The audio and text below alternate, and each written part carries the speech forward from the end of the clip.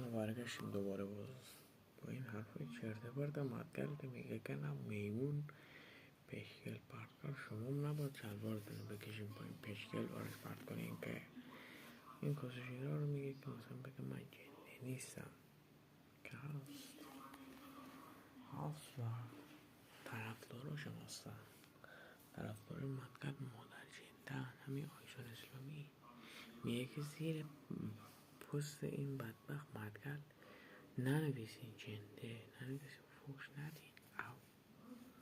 آره همه آیسان اسلامی هم طرفدار بچه گونی بازی در میاره، بچه گونی بازی در میاره، مثلا بگه من لاتم، بگه من شیشیم. آره